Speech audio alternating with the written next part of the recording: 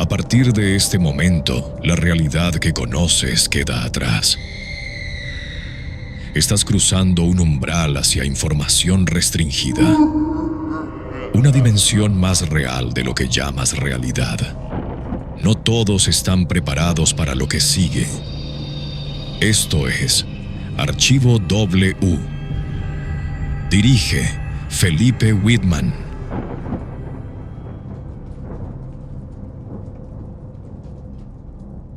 Hola a todos, bienvenidos todos a mis parceros y mis parceras, a todos los nuevos que se están conectando otra vez. Saludos a los de Sonoros FM, al parcero que está en la consola. Muchas gracias por darle salida a este programa. A los nuevos, muchísimas gracias por hacer de esta comunidad algo genial. Esto está creciendo cada día más. Gracias a todos ustedes, gracias al Voz a Voz y gracias también a Sonoros FM que expande este mensaje. ¿Cuál mensaje?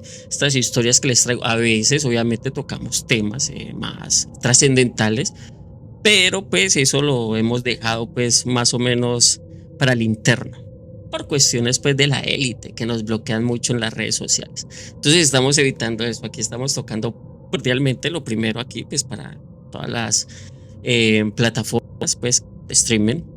Tocamos lo del terror y todas esas cosas y después cortamos el streaming ahí y nos quedamos profundizando cosas más y criticando a las élites. Pero bueno, vamos a criticarlos. Saludos a todos ustedes. Bueno, saludos también a mi priorato y a mi sinagoga que se están conectando.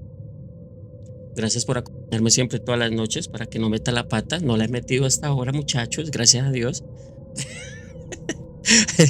Pero sí, gracias por estar aquí siempre conectados. Hola, saludos a todos. Ustedes aquí. Aquí están y acá están. En todos lados. Esto es como un virus. Bueno, hoy les voy a contar una historia que es real. Pasó acá en Colombia. Sí, eso queda en Turbo, en el Urabá antioqueño, en Antioquia. Pues hoy les voy a hablar de la cárcel de Turbo. Pues para los que no la conocen, es una de esas regiones pues aquí en el Urabá, es una de las regiones de Colombia que es tan generosa, es mucho, está banano, selvas, aquí hay de todo, parcero. Es muy rica en todo. Por ahí escuché una vez hace mucho tiempo un japonés que decía que Colombia es tan rica que se da el lujo de ser pobre. Imagínense un japonés, o no sé si era un chino, pero era multimillonario ese chino. Y así se expresó de Colombia, me pareció genial cuando lo escuché. Bueno, debemos de hablar de China, que estamos hablando de Colombia. Aquí, aparte de quejarnos de Petro y de toda la política, aquí también hay historias de terror, aunque no lo crean. Entonces vamos a hablar sobre esta cárcel que queda en el Urabá antioqueño, en Turbo, Antioquia. En medio de todo ese infierno, pues desde una selva, pues yo creo, no sé, mentira, sí creo, se construyó una cárcel. Pero pues no se confundan, no era una cárcel cualquiera, parcero, no. Esto no era pues como ir a pagar pues una condena a La Picota o a Bellavista, no, donde pues al menos hay jueces, abogados y visitas, no. Esto era el destierro que mandaba allí a los presos más peligrosos, los mandaban al destierro total. Pero también a los más olvidados, a los que nadie iba a reclamar. Esto lo investigamos como por 2 semanas o 3. Porque Turbo queda lejos. Para los que conocen, Turbo queda en La Muela, parceros. Turbo queda lejos, queda al final del mapa prácticamente. Y en esa época llegar allá era una odisea. Estamos hablando pues de esa época, era una odisea pues que pocos se atrevían a hacer. El edificio que se levantó pues con cemento y concreto, se levantó, pero también se levantó sobre una premisa macabra.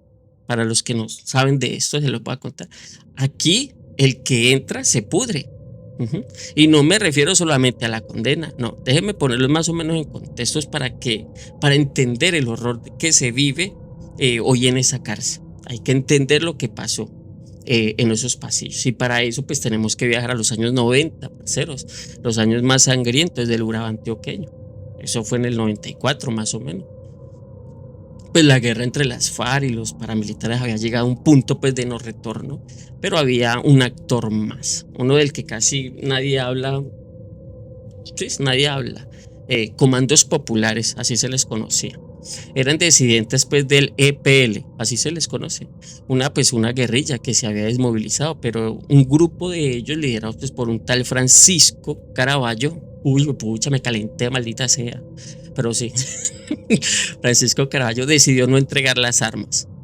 Se aliaron con las FARC para masacrar a sus propios excompañeros, a los que llamaban los esperanzados. Y al otro lado, viejos, los hermanos Castaño, que vieron pues esta guerra, vieron en esta guerra pues, una oportunidad para meterse de lleno en el Urabá. Empezaron pues a financiar a otro grupo de reinsertados del EPL, pues del que estamos hablando, que volvieron a las armas, pero esta vez del lado de los paras, o sea, los paramilitares. Les pusieron pues un nombre, así se les conoció como los comandos populares también, pero era el lado contrario. O sea, era una guerra entre hermanos. Esto era la guerra entre hermanos Castaño, donde los únicos que perdían eran los campesinos prácticamente. Los trabajadores del banano, la gente pues que no tenía nada que ver en estas guerras. Bueno, sí, mire, a las disidencias, o sea, en enero del 94 más o menos, las FARC y las disidencias pues, de este Caraballo entraron al barrio La Chinita, en el apartado, sí. Ese día asesinaron a 35 personas, cuentan todas estas fuentes que hemos investigado, y la mayoría eran militares de Esperanza, o sea, los militantes pues de la Esperanza, pues de ese grupo. Sí, Paz y Libertad, Esperanza, Paz y Libertad, así se le llama pues el partido pues de los reinsertados del EPL, pero fue la peor masacre de todas, y así siguieron, una masacre tras otra. O sea, si la guerrilla pues mataba en una finca bananera de influencia pues de paramilitares, los paramilitares respondían matando en una finca de influencia de las FARC, y así se la pasaron. En 6 semanas, entre agosto y septiembre, pues más o menos del 95, asesinaron más o menos a 66 personas, por si no sabían. En 4 municipios, en Turbo, en Apartado, en Carepa y en Chigorodó, creo que era. 66 almas, parceros, que dejaron de existir en cuestión de días. Y en medio de ese baño de sangre, en medio de ese baño estaba la cárcel. Porque es que la cárcel, mis viejos, mis parceros, no era solamente un lugar para encerrar presos, no señor, era un botín de guerra. Quien controlaba la cárcel controlaba el territorio. Y en ese entonces para los paras y los de las FARC y los comandos populares, todos querían su pedazo de poder. No quiere decir que todavía no quieran un pedazo de poder. Bueno, un día les cuento que un comando pues armado se infiltró en la prisión. No se sabe pues bien de qué lado era, pero la historia oficial dice que fueron los paramilitares. Pero hay quienes aseguran que fueron los mismos guerrilleros disfrazados. Lo único cierto es que entraron, pasaron por encima de los guardias y asesinaron a 5 reclusos. Los ejecutaron dentro de sus propias celdas, sin juicio, sin nada, solo por pertenecer al bando equivocado. Y ahí, en ese momento, algo se rompió para siempre en ese edificio, en esa cárcel. En esa cárcel. Los reclusos que quedaron vivos empezaron a notar cosas raras, sombras que se movían por los pasillos cuando todos estaban encerrados, ruidos de cadenas que arrastraban en celdas vacías, voces que llamaban por nombres de presos que ya ni siquiera estaban. Eso cuentan. Hay muchas historias sobre esto. Los guardias, hombres duros. Pues sí, viejo, hombres duros, pues, uno dice. Imagínense los demás, hombres duros, acostumbrados pues a la violencia de por allá, empezaron a pedir traslados. Eso es increíble. Nadie quería hacer la ronda de la madrugada, porque en la madrugada, cuando el silencio era más profundo, se escuchaban gritos. Eso cuentan de esa cárcel. Pasaron los años, la guerra siguió su curso, pero la cárcel seguía allí, en pie, con sus muros llenos de humedad y su historia de sangre. Hasta que un día decidieron cerrarla y crear ahí una vaina que era un instituto de menores. Cuidado con esto, que aquí empieza lo más brutal. Mire, vea, esa cárcel, bueno, sí, esa cárcel no duró mucho abandonada, pues porque en el Urabá pues la necesidad de espacios para proteger a los jóvenes era tan grande como la violencia misma. Así que alguien tuvo la brillante idea de convertir la antigua cárcel en un instituto de protección para menores. Bueno, escuchen esto, pues disculpen. Porque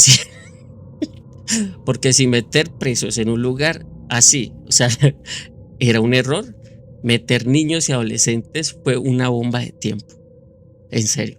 Doña Carmen, así se llama la señora, ese es el nombre pues que tenemos que recordar. Doña Carmen, una profesora de manualidades que trabajó allí cuando era un instituto. Doña Carmen llegó un lunes por la mañana. Recuerda que el bus la dejó en la carretera y tuvo que caminar como 20 minutos por un camino de tierra, rodeado de monte. Cuando vio el edificio por primera vez sintió un escalofrío que le recorrió la espalda. Como esa, no sé si les ha pasado pues ese sudor frío que le va rozando toda la columna y se le va yendo para el asterisco, parceros. Pero sí le recorrió la espalda, parceros, sí. Y pues obviamente yo creo que ella misma se dijo, ay, no sea boba, eso es solamente un edificio viejo. Bueno, dándose pues el aliento pues que uno siempre hace pues para estar asustado. Pero al entrar el olor era insoportable para ella. No era olor a encierro, no, era un olor más profundo, como a muerte guardada, como algo que se había podrido entre las paredes. Los muchachos que estaban allí eran pues en su mayoría huérfanos de la guerra, niños que habían visto pues a sus padres descuartizados, adolescentes que habían sido reclutados a la fuerza y luego rescatados, jóvenes con la mirada perdida y el alma rota prácticamente. Eso es una bomba de tiempo. En serio, cuando estamos hablando del bajo astral, esto es una bomba de tiempo. Pero no todos eran víctimas inocentes. No, algunos ya habían matado. Algunos ya habían aprendido que la vida no valía nada. Doña Carmen daba clases de manualidades en lo que antes era el pabellón de máxima seguridad. Ahí donde antes se encerraban a los presos más peligrosos, ahora internaban pues a los niños y a los jóvenes, y ella intentaba enseñarles a hacer manillas y billeteras de curso pues a los muchachos de 14 y 16 años más o menos. Y fue en ese pabellón donde todo empezó, donde todas estas cosas empezó. Una tarde doña Carmen estaba sola en el salón organizando pues los materiales de la clase. Afuera pues ya pues el sol ya estaba cayendo, y pues la selva ya empezaba pues a hacer el ruido pues que hace una selva. Y entonces lo escucho, un llanto. Ella cuenta que un llanto, pero no un llanto cualquiera, era un llanto de un hombre, un sollozo pues profundo, sí, desgarrador, que venía de una celda que estaba al final del pasillo. Esa celda llevaba años cerradas con candado y nadie entraba allí. Doña Carmen le dio tanto pánico, pero el llanto era tan triste y tan humano que por un momento pensó que tal vez había logrado alguien meterse en esa celda. Sí, un indigente o tal vez un muchacho que se escondió, qué sé yo. Pues ella llegó y respiró pues hondo, agarró pues, qué sé yo, la única herramienta que tenía en la mano, un martillo de esos de pues para darle forma al cuero, y caminó hacia allá. El llanto se hacía más fuerte cada vez que se acercaba, pero también más extraño, porque cuando llegó a la puerta de la celda, el llanto no sonaba a una persona, cuenta ella, sonaba como si fueran varias. O sea, como si adentro hubiera un montón de hombres llorando al mismo tiempo. O sea, cuando se acercó sonaba como si fuera un poco de manes, hombres ahí llorando al mismo tiempo, viejo. Sí, pegó el oído a la puerta. Ella cuenta que pegó el oído a la puerta, sintió el frío del metal pues en la mejilla, parcero, y el silencio absoluto silencio, ni un suspiro, viejo, ni un movimiento, nada. Dentro de esa celda, de un paso atrás, algo le decía que se fuera de ahí, pero antes de poder moverse sintió que algo le tocaba el hombro, algo frío, algo que pesaba. Giró la cabeza y no había nadie. Ella dice que la tocaron y salió corriendo, dejó todo tirado y no paró hasta llegar a la entrada donde están los vigilantes. Cuando le contaron, pues se rieron, ya le contó, se rieron. Y pues le decían que es la cárcel, profesora, le decían así, que era la cárcel, profesora, que aquí pasa eso todo el tiempo y que se tiene que ir acostumbrando. Que se acostumbra a cosa esa. Pero ella no se acostumbró, viejos, que se acostumbra a eso, viejo, ¿cómo le ocurre? No, porque después de esa tarde las cosas empeoraron. Los muchachos empezaron a hablar de un hombre que veían en las noches, un hombre alto, flaco, con un sombrero viejo que se paraba al lado de las camas y los miraba. y nadie podía verle la cara, siempre estaba en la sombra. Un adolescente de esos pues duros, de que ya habían matado y todas esas cosas y no les temblaba la mano, despertó una noche gritando. Eso cuentan. Decía que el hombre del sombrero se había sentado en su cama y le había susurrado al oído: esta cama era mía, esta cama era mía, esta cama era mía, así pero con así. Y se lo repitió 3 veces, como una maldición. Al día siguiente el muchacho amaneció con marcas en el cuello, como si alguien lo hubiera apretado, como si alguien lo hubiera intentado ahorcar.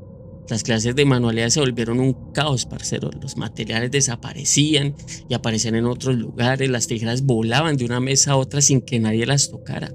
Las luces se apagaban y se prendían solas. Y siempre, siempre al atardecer se escuchaban los pasos. Eso es lo que cuentan estos, sí. Pasos que subían las escaleras, pasos que bajaban también, pasos que iban de un lado al otro, como si alguien estuviera patrullando. Pero cuando se asomaban la cabeza, o sea, pues asomaba pues la cabeza pues a la puerta, no había nadie. Doña Carmen aprendió pues a reconocer esos pasos, eran pasos de botas, pues de botas de caucho. Sí, pues de esas botas pues que usaban los presos cuando trabajaban en el patio, los que usaban los paramilitares, yo qué sé, y siempre siempre hacía el mismo recorrido, desde el pabellón de máxima seguridad hasta la entrada, y luego daba vuelta como un guardia que nunca pues terminaba su ronda. Aquí doña Carmen un día decidió investigar, fue a la dirección y pidió ver los archivos antiguos de cuando eso era una cárcel. Al principio pues obviamente no la dejaban, pero insistió tanto que terminaron abriéndole eso. Esos archivos. Pasó horas revisando los papeles y allí halló la foto de un hombre flaco alto con un sombrero. Escuche, era el jefe de guardias de la cárcel en los años más duros de Colombia. Según el expediente, había muerto en una madrugada, lo encontraron en el patio con el cuello roto. Nunca supieron si fue accidente o si los presos lo ajusticiaron. Ese hombre, decía el informe, que era conocido por ser especialmente cruel y les negaba la comida a los presos por semana, los encerraba en celdas de castigo sin luz ni agua. A veces alguien moría, simplemente lo dejaba ahí hasta que empezaba a oler mal. Así de cruel era ese man. Y encontró algo más doña Carmen, algo que sí la heló de verdad. El hombre del sombrero en la foto tenía los ojos claros, unos ojos que miraban directo a la cámara, pero lo que la dejó paralizada, cuenta ella, fue lo que vio al fondo de la imagen. Detrás del jefe de guardias, borroso, casi imperceptible, se alcanza a ver una ventana. Uy, y en esta ventana se asomaba pues una figura que miraba hacia el centro. Sí, una figura que ella reconocía, era la misma silueta que veía en las noches cuando salía del salón de manualidades, la misma que se paraba en la esquina de los pasillos y la observaba en silencio. Eso dice doña Carmen. Doña Carmen cerró el expediente y salió pues del cuarto y no volvió a pisarlo nunca jamás. Una noche, uno de los muchachos, el mismo pues que lo del sombrero, pues el mismo pues del sombrero, una noche ese muchacho, el que habló de que el hombre del sombrero le sentó en la cama, amaneció muerto. Lo encontraron en su cama, con los ojos abiertos, de par en par, viejo, la boca en un grito silencioso, como si hubiera tratado de gritar. No tenía marcas, no tenía heridas. El médico dijo que fue un paro cardíaco, pero era un muchacho de 17 años, fuerte como un toro. Antes de irse doña Carmen, entró a la celda a despedirse y en la pared, detrás de la cama, vio algo que no había visto antes. O sea, raspada con las uñas, con letras temblorosas, una frase: esta cama era mía, esta cama era mía, así decía, como con uñas y rasgadas, así: esta cama era mía. Y doña Carmen renunció esa misma semana, ya renunció. El instituto cerró poco después, no hubo una razón oficial, pero todos sabían el porqué. Los muchachos se negaban a dormir, los vigilantes pedían traslados, viejo.